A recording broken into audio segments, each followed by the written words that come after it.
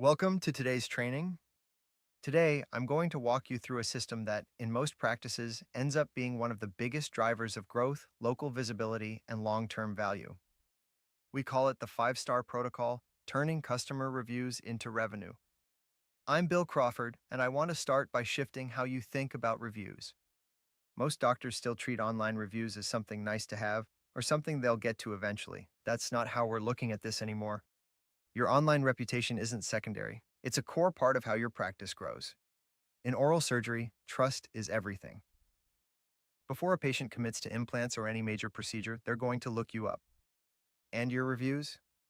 That's what they're using to decide if they trust you or not. Here's what we're going to cover today, and this is all focused on what actually works in real practices. First, we'll talk about strategy versus tools, and why just buying software doesn't fix a reputation problem. Then I'll walk you through what we call the Triple-Touchpoint Strategy. This is a simple system using email, text, and in-office moments to ask for reviews at the right time. After that, we'll go through the 5 pillars of trust. This is what helps you build consistency across your team so reviews don't happen by accident. We'll also cover brand protection, specifically how to respond to reviews, especially the negative ones, without making things worse. And finally, we'll talk about implementation, how to actually put this in place so it runs consistently without adding more to your plate. Before we go any further, I want to make a quick, direct request. If you're serious about increasing your 5-star reviews and standing out in your local market, I need your full attention for the next part of this training. Try to eliminate distractions right now. Silence your phone, close out of email, step away from anything that's going to pull your focus. What we're going to walk through here isn't theory. This is based on real data and what we've seen work inside actual practices, and it has a direct impact on your bottom line. If you stay focused, I'll walk you through a clear roadmap you can follow to strengthen your reputation, attract more of the right patients, and position yourself as the go-to provider in your area. For those of you I haven't met yet, my name is Bill Crawford, and I'm the president and owner of Oral Surgeon Marketing Pros. I'm also the author of The Drill Down, where I break down digital growth strategies specifically for oral and maxillofacial surgeons. Our agency is a Google Premier Partner, which puts us in the top 3% of partners in the country. Everything I'm sharing with you comes from working directly with practices like yours, seeing what works, what doesn't, and what actually drives growth in this space day to day. Let's start with a simple question. Why does your online reputation matter so much today as an oral surgeon? Not too long ago, referrals from general dentists were the primary source of new patients. And while that still plays a role, it's no longer the only driver. Today, patients are doing their own research before they ever contact your office. They're comparing options, they're reading reviews, they're trying to figure out who they feel comfortable trusting. Your online feedback has become one of the main filters they use to make that decision. And if your digital reputation doesn't reflect the quality of your work, you're going to lose those patients, even if you're one of the best surgeons in your area. Let's look at the reality behind this. First, people trust what they see in local search results more than almost any other source today. Second, when you show up there, those clicks are essentially free. You're not paying Google every time someone finds you. Third, paid channels like Google Ads and LSAs are getting more and more expensive, and a lot of practices are feeling that pressure. Fourth, what we consistently see across practices is that local SEO tends to bring in higher quality calls compared to most other channels. And finally, when you rank well in the map results, you create a steady, predictable flow of new patients coming in. At that point, you're not chasing patients anymore. They're finding you. I still hear this question from time to time. Bill, do online reviews really matter in surgery? And the answer is simple. Yes, they absolutely do. We're way past the point of debating whether reviews are important. That part is already settled. Now it's about how well you're managing them. Because if you're not actively paying attention to your reviews, what ends up happening is this. A small percentage of patients, usually the ones who had a negative experience, end up shaping how your practice looks online. And whether you like it or not, that's what everyone else sees. So at some point, you have to step in and take control of that narrative. Think about the procedures that really drive your practice. Dental implants, all-on-4, bone grafting, more complex surgical cases. These are not small decisions for patients. They're high investment, high trust, and often come with a lot of anxiety. And because of that, patients are going to do their homework. No one is going to move forward with a procedure like this without first looking at your reviews. They're looking for proof. They want to see that other people have had a good experience, that they felt comfortable, and that the outcome matched what was promised. If your online presence looks empty, or worse, if the ratings are average, you're giving them a reason to keep searching. And they will. They'll keep clicking until they find a practice that feels more established and more trustworthy. Let's look at what's actually happening from the patient side. Studies show that about 86% of patients will read at least one review before choosing a surgical provider. That's a big shift from how things used to work. Patients aren't just taking a referral at face value anymore. They're taking that name, going online, and doing their own research before they ever call your office. And even more important than that, over 77% of patients are starting their search with reviews. That's step one for them. Now, there's another factor here that a lot of practices overlook, and that's recency. If your most recent 5-star review is from several months ago, people start to question it. They wonder if something changed, if the quality dropped, if the team is different. Even if none of that is true, perception becomes reality. If you're not consistently getting recent, high-quality reviews, it's going to hold your practice back. Your online reputation plays a major role in how strong your patient pipeline actually is. You can invest heavily in SEO, Google Ads, LSAs, all of that. But if your reviews don't support it, you're making that job much harder than it needs to be. At that point, you're spending money to drive traffic and then losing those patients before they ever reach out. Your Google business profile is often the first impression someone has of your practice. It's the first thing they see. And if that first impression doesn't build trust, it works against you instead of for you. In a lot of cases, that's what's quietly sending patients to your competitors. This is something we see all the time, and it's frustrating for a lot of surgeons. You've spent years, even decades, refining your clinical skills. You take care of your patients. You focus on quality. You do the work the right way.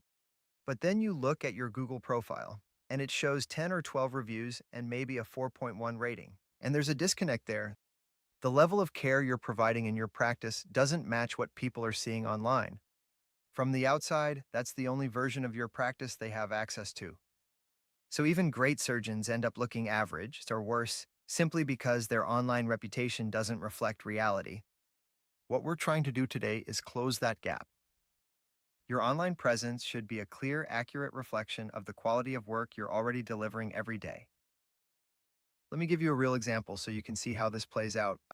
I recently looked at a practice that was spending a couple thousand a month on marketing, and they were getting consultations, but their close rate on implant cases was low. When we dug into it, their average rating was a 3.9. So I sat down with the owner and showed him 5 different surgeons in his area, and I asked him a simple question. If you were the patient and you didn't know any of these doctors, which one would you not choose? And without hesitation, he pointed to his own practice. That was a wake-up call. Because when someone is considering a serious procedure, a 3.9 rating is going to work against you almost every time. And at the same time, you've got larger groups entering these markets, generating a high volume of reviews consistently. So if you don't adjust your approach, it becomes harder and harder to compete. Now, even though that sounds like a challenge, this is actually a huge opportunity because most independent practices still aren't taking this seriously. Reviews are still treated like something that happens occasionally instead of something that's managed intentionally. So if you make this a real priority inside your practice, you're not just catching up, you're putting yourself ahead. You're building a level of visibility and trust that most of your competitors simply don't have. And over time, that creates a real advantage in your market. The goal here is to get to a point where the quality of work you're already doing in your practice is clearly reflected online, where what people see matches what you actually deliver. When that alignment is there, when your online presence matches your clinical reputation, everything gets easier. You become the obvious choice. Patients come in already leaning toward you. In many cases, they've already made up their mind before they ever walk through your door. At that point, you're not trying to convince them. The decision has already been made. I want you to think about what this looks like when it's working the right way. When your reputation is strong enough, it starts doing a lot of the heavy lifting for you. Instead of having to constantly convince patients, your online presence is already building that trust before they ever reach out. And what happens when that's in place is pretty powerful. Your cost to acquire a patient starts to come down because more of the people who find you actually convert, not just at one step, but across the entire process. You're not just getting more leads, you're getting better leads. People who already feel confident in choosing you and who are much closer to moving forward by the time they contact your office. Let's talk about the numbers behind this because this is where it really becomes clear. We've seen that when a practice increases its average rating by just one full star, the conversion rate of their Google listing can increase significantly, in some cases by around 40% or more. Now think about what that actually means for your practice. If the same amount of traffic is turning into more calls, more consultations, and more accepted cases, that has a direct impact on your revenue. This isn't about vanity or just looking better online. This is about improving how efficiently your marketing works. Moving from something like a 3.5 to a 4.5 rating can completely change how patients respond to your practice, and it's often one of the highest impact improvements you can make.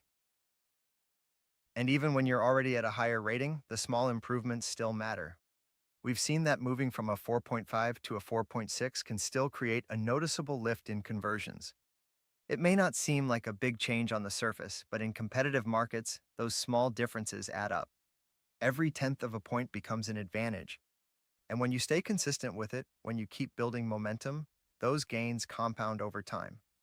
So this isn't something you set and forget. It's something you track, improve, and continue to push forward as part of your overall growth strategy. Now, beyond just getting patients to click, there's another important piece to this. How do your reviews actually impact where you show up in search results? Because it's not just about conversion, it also affects visibility. Google looks at your reputation as one of the signals it uses to decide who to show.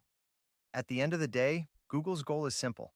They want to show users the best possible options, and your reviews help them determine who that is.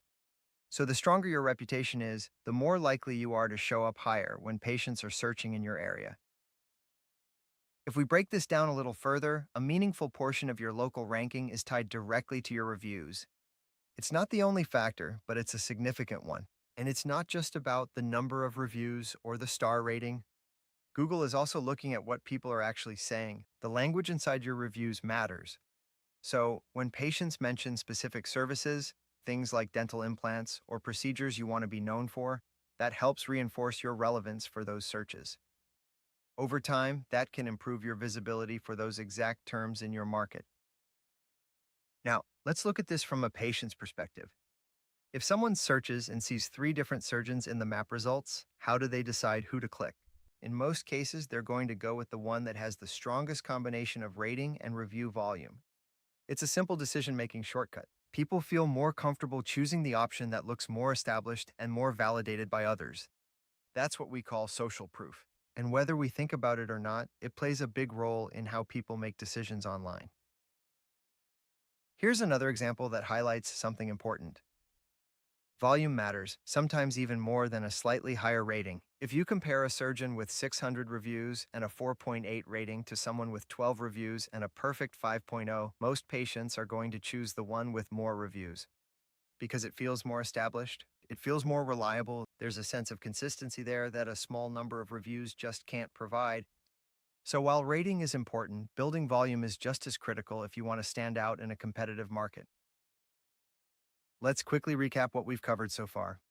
Google reviews are not something optional anymore. They're not a nice to have. At this point, they're mission critical to how your practice grows. If you want to stay competitive in your market, you have to move away from just hoping patients leave reviews, because that approach is inconsistent. Instead, you need a system in place, something predictable, that helps you generate reviews on a regular basis. That's where this shifts from something reactive to something you actually control. So how do you actually do that? You don't leave your reputation up to chance, you build it intentionally. And the way we do that is through 5 key principles. When these are in place, your review flow becomes consistent. It becomes something you can rely on. Instead of guessing or hoping, you're creating a system that works in the background day in and day out. And over time, that turns your reputation into a real asset, something that continues to support your growth without constant effort. The first principle is delivering a world-class patient experience. Because at the end of the day, none of this works without that foundation. You can't scale a practice on effort alone or just good intentions. You need systems. Most negative reviews, and even many errors, don't happen because of lack of skill. They happen because something in the process breaks down, and you can't personally manage every interaction. So instead, you rely on clear protocols that your team follows consistently. That's what creates a reliable experience for every patient. There's a great book I recommend called The Checklist Manifesto. It tells the story of how even top-performing surgeons improved outcomes just by using simple checklists. Not because they didn't know what to do, but because consistency matters. When hospitals implemented basic pre-op checklists, they saw a significant drop in complications and errors. And the takeaway here is simple. Even highly skilled professionals benefit from having structured systems in place. The same applies to your practice. When you standardize key parts of the patient experience, you increase the likelihood that every patient leaves with a positive impression. And today, building these systems is easier than it's ever been. You can even use tools like AI to help you simplify and organize your processes. I was recently talking with a facial plastic surgeon who used ChatGPT to take a long, complicated post-op instruction sheet and turn it into a simple checklist for both patients and staff. That kind of clarity makes a big difference. Whether it's an extraction, a consultation, or a follow-up, you can create structured checklists for each step. And when your team follows those consistently, you reduce mistakes, improve the experience, and increase the chances of getting positive reviews. Principle number 2 is this: what you measure, inspect, and celebrate, you get more of. If you're not tracking your review activity, it's very difficult to improve it. You need visibility. You need to know where you are today, where you want to be in the next 60 to 90 days, and how you're progressing toward that goal. And just as important, someone on your team needs to own this. It can't be vague or shared responsibility. There has to be a specific person who's accountable for making sure reviews are being generated consistently. When that's in place, things start to move. The next piece is having a consistent way of asking for reviews, because this is where most practices fall short. They might ask once, or sometimes they don't ask at all, and then they wonder why reviews aren't coming in. So the question becomes, how often should you ask? What we've found works best is asking at 3 different points during the patient experience. Not just once, not randomly, but in a way that gives you multiple opportunities to capture that feedback while the experience is still fresh. So here's how that looks in practice. First, you'll want to weave the subject of customer reviews into the conversation. At this stage, you are not asking for a review. One way to bring this up is to ask, when you were deciding which oral surgeon to use, did you get a chance to see our reviews? Then, you can mention that you take great pride in patient care. Second, ask for a customer review at the end, typically during the final follow-up, while they're still in your office. And third, you follow up about a week later with a call or a text. That's your quality check, but it's also another opportunity to request a review. The old approach of sending out a generic monthly email doesn't really work anymore. What works now is being timely and consistent, asking in real moments, not after the fact. Principle number 3 is building a culture around reviews inside your practice. And this starts with leadership. If you, as the surgeon, don't talk about reviews or emphasize their importance, your team won't take them seriously. They'll see it as just another task. But when reviews are part of the conversation, when they're recognized and celebrated, the mindset starts to shift. It becomes something the team takes pride in. And while culture doesn't change overnight, when it does, it has a big impact on your growth. Visibility is what reinforces culture. If you want your team to care about reviews, they need to see them. So make your wins visible. I've seen practices print out their best reviews and put them up in the break room, in the hallway, even in the lobby. When those wins are in front of your team every day, it changes how they think. They start to connect their actions with the outcome. And over time, it becomes clear that delivering a 5-star experience isn't just expected, it's the standard. When you read real feedback from patients, you start to see how powerful this really is. Something as simple as, "The staff made me feel at ease during a difficult procedure," carries a lot of weight. Because it's not coming from you, it's coming from someone who went through the experience. That kind of validation builds trust faster than anything you can say yourself. These reviews aren't just nice comments, they're one of the strongest assets you have when it comes to influencing future patients. They show the quality of your care and the experience people can expect when they choose your practice. The next piece is motivation. You have to give your team a reason to care about this. And one mistake I see is owners saying, well, this is their job, I shouldn't have to incentivize it. But the reality is, what gets rewarded gets repeated. So build incentives into the process. That could be something simple, a monthly contest, a team lunch, recognition, or you can take it a step further and offer a small bonus when a review mentions a team member by name. When your front desk staff and assistants feel personally connected to the outcome, everything changes. They become more intentional about the experience they deliver, and your review volume starts to grow naturally. Principle number 4 is using the right tools to support this. Because if you rely only on manual follow-up, things will fall through the cracks. People get busy, things get missed. That's just reality. So instead, you want systems in place that help automate the follow-up process. That way, every patient gets a consistent experience and no opportunities are lost. When this is set up correctly, it runs in the background and supports everything we've been talking about so far. These tools make it easy to consistently ask for reviews after every appointment. Whether it's through email or text, the goal is to make this part of your standard process.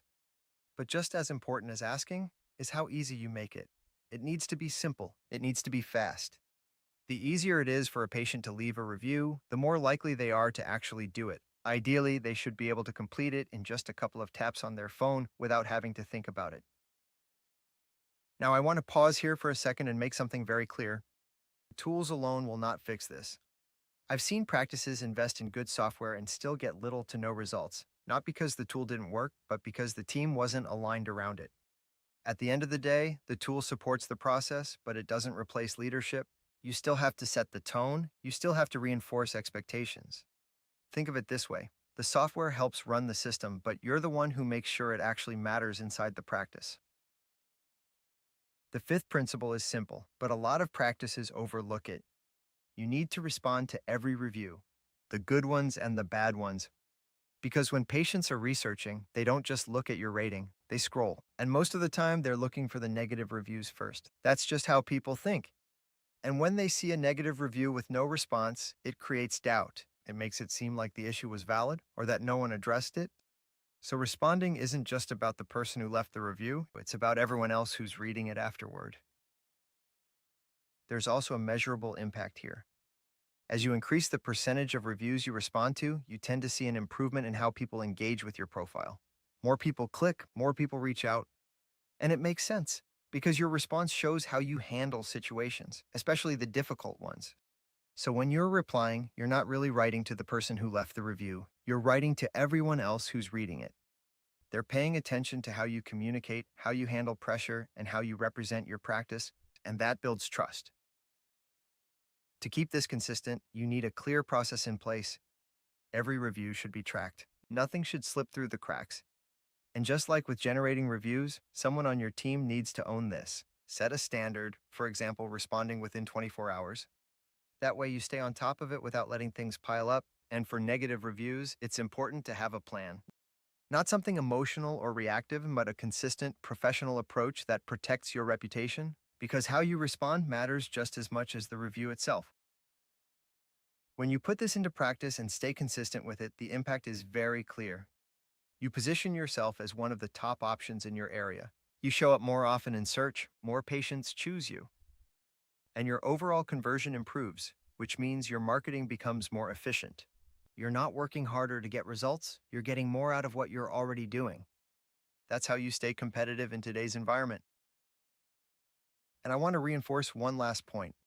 No one is going to spend thousands of dollars on a procedure without looking at reviews first. That's just how people make decisions today. So if your reputation doesn't support the level of care you provide, you're creating friction for yourself. You're making it easier for patients to choose someone else, even if your work is better. So don't let your online presence work against you. It should be supporting everything you've built inside your practice. Now, putting a system like this in place does take effort, and I know most of you are focused on running your practice day to day. So if this feels like something you don't have the time or bandwidth to fully implement on your own, that's completely understandable. Sometimes having the right support in place makes the process a lot smoother and a lot faster. If you want a clearer picture of where you stand right now, we offer what we call a strategy acceleration session. This gives you a chance to look at your current visibility, your rankings, and how your reviews are impacting your performance. From there, we can identify where the gaps are and what opportunities exist to improve. The goal is to give you clarity and direction so you know exactly what to focus on next. If you'd like to continue the conversation, you can call the number on your screen or visit our website to schedule a time. I'm always open to connecting, whether you're already working with us or just looking for guidance. And with that, I appreciate you taking the time to go through this today. Hopefully, this gave you a clearer understanding of how important your reputation is and what you can do to improve it. I look forward to speaking with you soon.